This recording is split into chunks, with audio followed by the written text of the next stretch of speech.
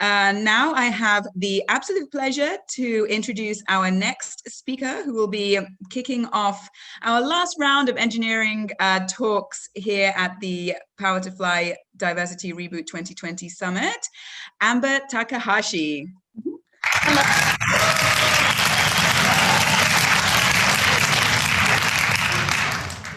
Amber is the founder of Brown Girl Tech World, a digital safe space and nonprofit organization for brown women and girls navigating the tech industry, and also an advocate for women in technology. She is currently a software engineer at Swift, and in this conversation, Amber will be exposing unconscious bias in AI technology. I can't wait. Thank you so much, Amber. Thank you so much, Christina, for the introduction. I really appreciate it. All right, so give me one moment here. I'm going to share my PowerPoint.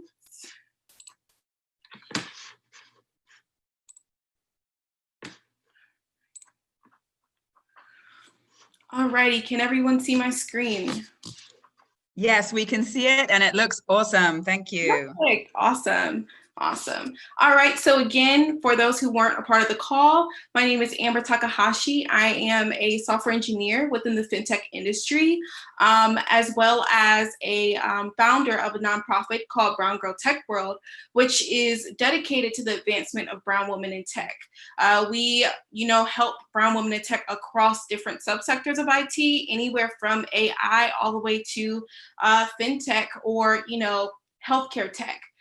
That is our game. That is what we do. So just to kind of brief you on what domains I'll be touching on today, I really want to make sure that everyone can understand what exactly I'm explaining. So I really want to go into unconscious bias and what that is and how it really affects our everyday. And then next, I want to touch into what artificial intelligence is and what different domains there are, types, classifications, and components. Also uses of AI. Then I'll go into causes of AI bias. And then it'll be three main sources, just to give you a preview of where bias stems from in AI. And then the fourth thing will be the solutions, because I love having solution-based conversations. So I'm excited. Before I start, I really like to have interactive conversations. So I'll actually be talking to you all through a polling system. I'll give you all maybe 20 seconds to get kind of set up with this, but you can follow the link on the screen and answer the questions I'm asking there, or you can actually text Amber Takahashi 314 to 37607. So I'll give you a few seconds to kind of get set up there, and then I'll move on. Amber, is there a way that you can paste the link on the chat? Oh, sure. Let me do that.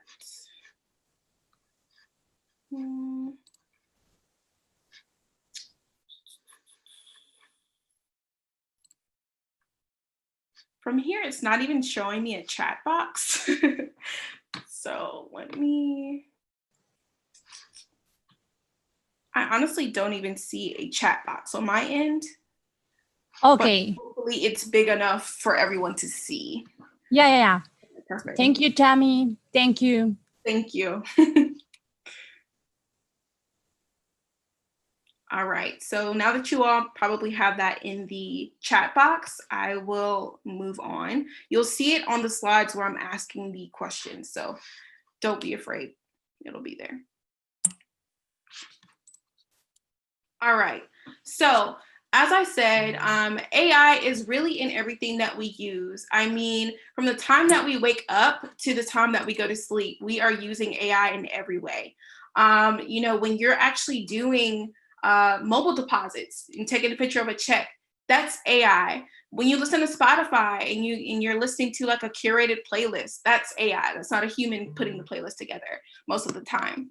Uber and Lyft, they actually adjust the prices based off of current events going on and maybe like your phone battery and other factors. They actually use AI for those, as well as Alexa and Siri. Those are good examples of AI. And then lastly, Google searching. they use AI to filter results for you and to actually finish your sentence that you're typing in the search bar, if you've noticed that. So now that I've kind of discussed what, I guess, AI integrated apps there are, I want to know from you what AI integrated apps that you use. So using that code that I posted, along with the number or the link, you can put your answer in here. So you could put in maybe an app like Facebook, Twitter, whatever you think that has AI integrated on it. And it should pop up here.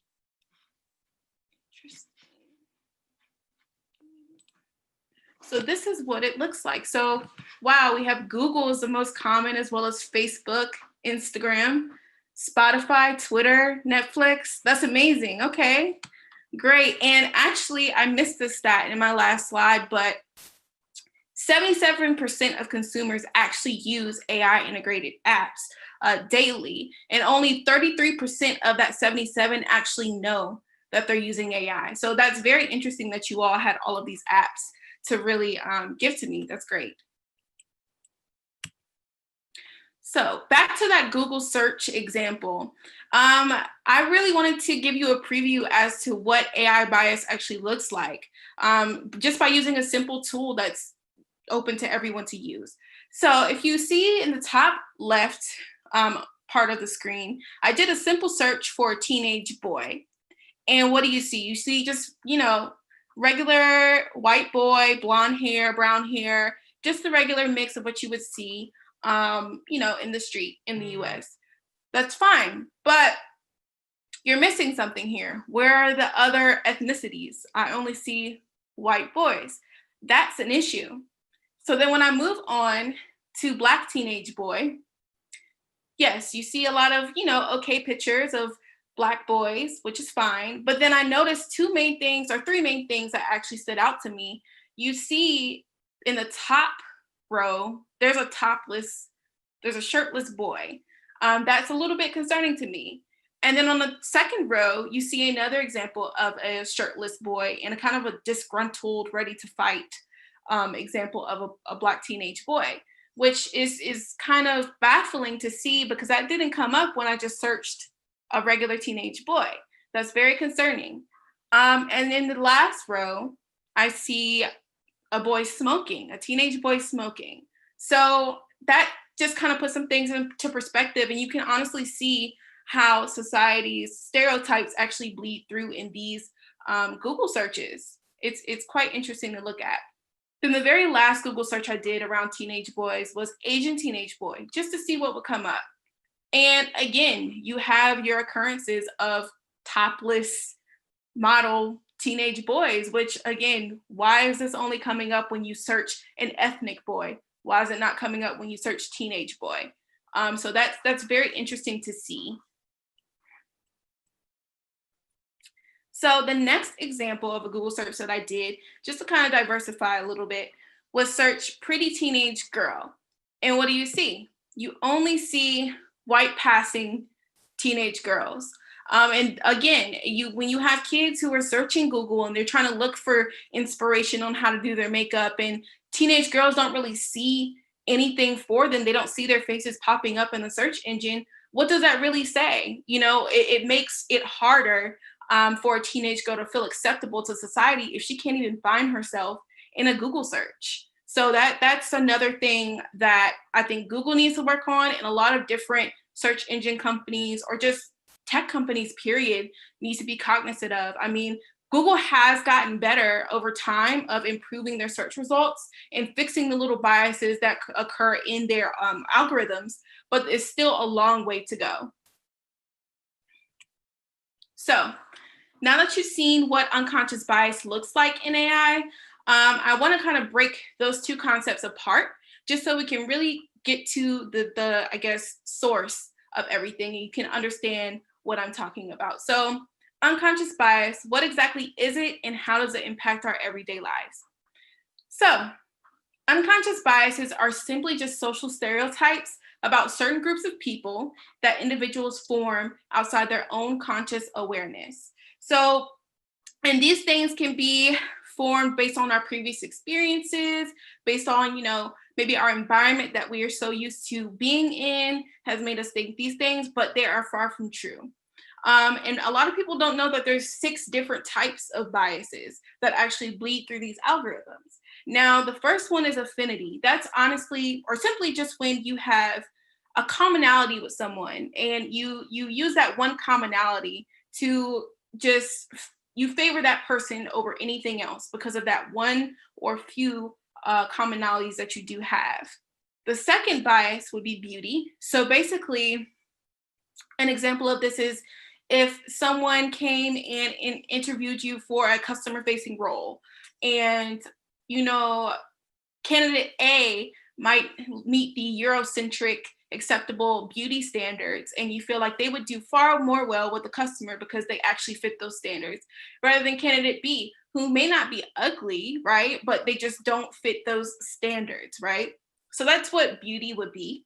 Then you have contrast, which is basically when you compare, let's say, you compare 2 employees based on their performance, right? And, you know, rather than going the company policy route and comparing them that way and actually, you know, paying them fairly and giving them certain benefits fairly, you know, you actually just compare what you see, which is not always great. Then you have gender, which is when you just believe that someone's more cut out for a role based off of if they're a male or a female. A good example of this is whenever someone mentions a female being president. A lot of people think that women are too emotional to be a part of a presidential role when, you know, current climate right now proves otherwise. So if we move on to halo, halo is just basically when you have identified one positive trait in someone and you allow that one positive trait to outshine any red flags that they may have. I see a lot of people do this in relationships, which is okay, you learn from your mistakes, but it's definitely something that we all have done before. Now, horns. Horns is the direct opposite of what halo is. You found one negative and one thing that you did not like about that person, and you let it outshine any work that they've done to be a better person, or you let it outshine any great qualities that they may have. So those are just a brief summary of what, of what those 6 different domains are within unconscious bias. So now that I've actually gone into what the different biases are, I want to know, which bias do you identify with the most? So you can answer using the link or text the number a letter. So if you are affinity, you could text A. If you are beauty, you could text B, contrast C, gender D, you know, and so on and so forth.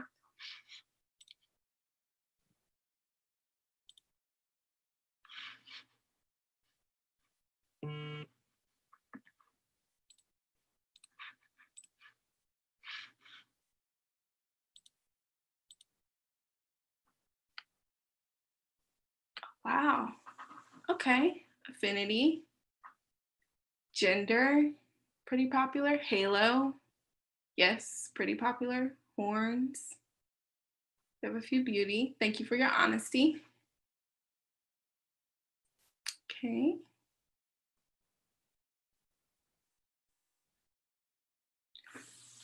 Wow. Give it a few more seconds for you all to put your answers in, but this is very interesting to see. I mean, affinity, I would say I definitely do myself. Because, right, if you think about it, if you find a commonality or you find something that you can relate to in someone else, it helps you feel much more comfortable actually opening up to them and actually doing business with them. So I definitely agree. Affinity is my go-to. It's probably very common amongst everyone else, as we can see. All right, so it looks like affinity won. Interesting. So I'm going to move on to the next one, or the next topic. All right, so artificial intelligence. When you think about AI, you know, most people might say, oh, it's just like robots and like automation and stuff, which is great. Yes, that's what it is at a higher level. But of course, there's deeper concepts a part of that, right? So I just really want to demystify that and explain, you know, the domains, types, classifications, components of AI, and uses. So the first thing is artificial intelligence is just a simulation of human intelligence processes by machines and especially computer systems. So AI has three main goals, right, in order to act human-like. The first thing is learning. So when an AI machine is learning, it actually is obtaining data and creating rules or algorithms, right, in order to accomplish a goal, right? The second goal would be reasoning. So reasoning is just basically choosing the right algorithm in order to solve a task or a problem. And then the third would be self-correction, which we do as humans, right? So if we've tried one method and it didn't work, we're going to try something else until we find a solution. So basically that's what an AI machine wants to do as well. When you talk about AI, there's two different classifications. You have your strong AI and then you have your weak AI. Weak AI would be maybe Siri and Alexa, right? They know based off of pre-programmed, you know, commands, they have actions that go to those, right? So let's say if you say, Alexa, play my music, Alexa is gonna play your playlist that you have on Spotify, right? If you have it programmed on your Alexa app to do that. Now, and Siri does the same thing. You can actually program Siri to follow certain actions. Strong AI is actually when a machine makes a decision without you having to tell it to do so. So like, let's say I tell Alexa good night. With strong AI, Alexa would actually, without me having to program it, would turn off my lights and actually play like, you know, white noise or, you know, calming night music in order to get me to go to sleep. So all of that is possible. It would just not have to be programmed by a human. So also when we talk about different types of AI, there's four. So your first type is reactive. That's when a machine is only making decisions based off of what a user does or you know, external stimuli does. So a good example of this is a chess game that IBM had developed some time ago. And basically you would only make moves based off of what the player did. And it ended up winning a couple of times, I believe. So that is one example of what reactive AI is. The second example is limited memory. So a machine, limited memory is when a machine has experiences and data already, but it keeps collecting data and pairing it with those past experiences in order to improve its responses over time. A good example of this would be an autonomous vehicle. They collect data, you know, thousands and thousands of images as they're going in order to improve their response time in the event of an issue. Theory of mind. So theory of mind doesn't necessarily exist on the market just yet, but this allows machines to have social intelligence and to understand emotions. The goal of this software is to really integrate it into already autonomous teams, but it will be it would actually help teams speed up ship time for their products. The last type of AI would be self-aware. So this absolutely does not exist yet. I believe we're still in the limit memory phase, but machines who are self-aware or in this self-aware category can understand its cognitive state. And it can understand what it's, you know, how it's feeling, and what decisions to make, what desires it has. That's what self-aware would be in terms of AI. When we're discussing the components of AI, a lot of times you'll see like a graph that has circles in it, but I wanted to change it up and do a different type of graph just so it could be easier to understand. So you see this like big red mass or orange mass, however it looks on your phone, of the brain. That is artificial intelligence. That's the whole idea, right? But then within artificial intelligence, you have two different components. You have your machine learning, which is this bright blue neon color. And basically machine learning uses algorithms to improve operational handling as a machine matures, and data becomes more diverse. So right now, as you see at the bottom of the screen, you may see text going. I have that for accessibility purposes, but this is also speech recognition. So this actually takes my voice and is, yes, putting out a response on the screen, but it's also collecting my voice and my data so that it knows to actually better pair words and understand what I'm saying better, you know, over time. Now, the very last component of AI is deep learning. So deep learning, of course, you can see this darker blue color in the middle. This actually makes the human-like operation possible through using neural networks. So you could actually compare neural networks to the neurons that are in your brain. You know, neurons, there's many, many, many of those. And just like those, it's many, many neural network components or nodes that help machines actually act like humans. So now that we understand what AI is and we understand what bias is, I want to go into the causes of AI bias and the three main sources. So the first cause of AI bias is data. When you're getting this data from humans, you're getting this data from the real world, right? So it's already bound to include all of society's prejudices or, you know, preconceived notions, right? Those are going to be in the data. A good example of data being an issue is the University of Massachusetts Amherst actually developed a program called Labeled Faces in the Wild. This database has over 13,000 images of faces, and it's 4,749 people that are within these images, and 1,680 people have 2 or more images assigned to them. And also their names are assigned to the images as well to make that direct link. But a whopping 7% of these images are Black people. So when it comes to data collection, you would think in order to make a more operational and inclusive product that they would include more diverse people in their sets. Well, no, that wasn't the case with them. But, you know, hopefully over time they improve that. But as of right now, I don't think that's changed. So that's one example of where it starts. Next is algorithms. So algorithms don't necessarily perpetuate the bias, or they don't actually form the bias, but they highlight the bias that's already in the data because the algorithms are looking for the correct answer or the accurate answer. So a good example of bias algorithms is when Amazon had an autonomous hiring tool, which was axed because it didn't work. It was horrible.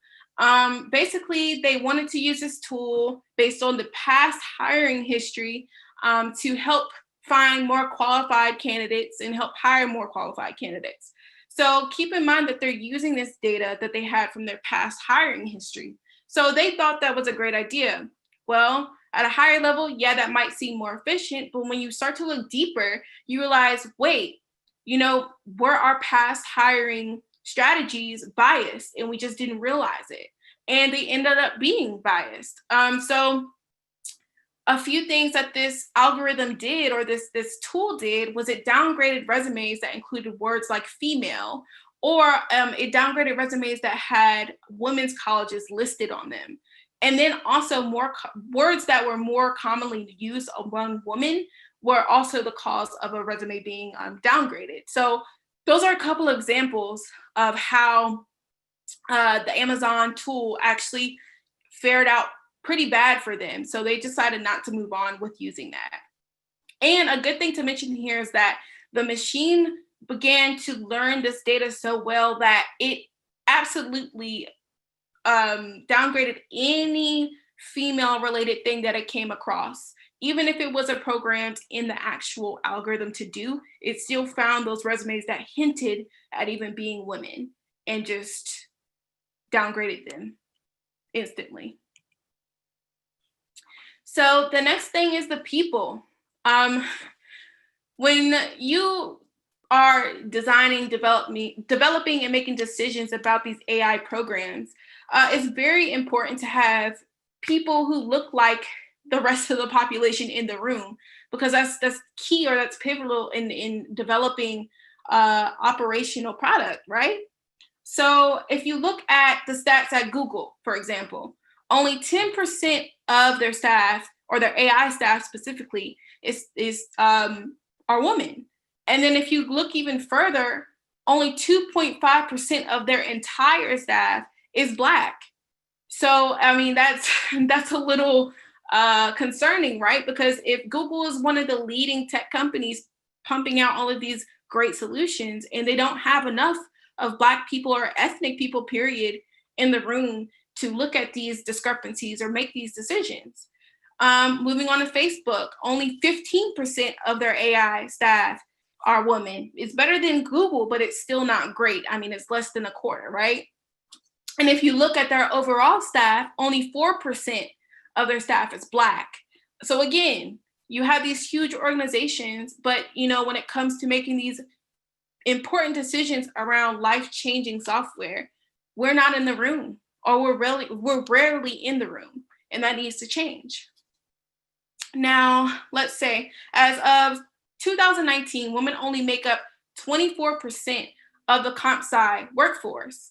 That's less than, again, a quarter. That's concerning. Also, it's very important to when you're hiring for these positions in AI, to actually look at women from a broader spectrum, right? You don't just want everyone to come in with comp sci degrees. If they're working on these cognitive products, or products that require some type of cognitive expertise, you need those people in the room too. You need psychologists in the room. You need people who have that experience working with the human brain to be there. So I wouldn't pay too much attention to stats that are so focused in on comp sci people. And the last very interesting stat that I have is between 2000 and 2015, the number of women and people of color decreased while the tech industry was establishing itself as a nexus of wealth and power. That stat alone is just very interesting. I mean, is this saying that a more white male workforce is acceptable? That's concerning, right? So I see now that there are a couple of companies taking the initiative to make that change on a bigger level. Thank you so much, Amber. I'm so sorry that I have to interrupt. I think we are all finding this so fascinating, and I truly apologize for having to interrupt you. Is there a way of us all being able to connect with you, perhaps via LinkedIn? I saw there were a couple of questions in the chat box and in the Q&A box, so that... So I actually have all of my contact information up here on the slide if you want to. If you do a simple Google search of Amber Takahashi, I will come up. So you could either do the Google search, or you could add me on Instagram, Twitter, and go to our website at browngirltech.world to see what my nonprofit is all about. But thank you so much for having me. I'm super excited to be a part of this. And again, I hope you have a wonderful day.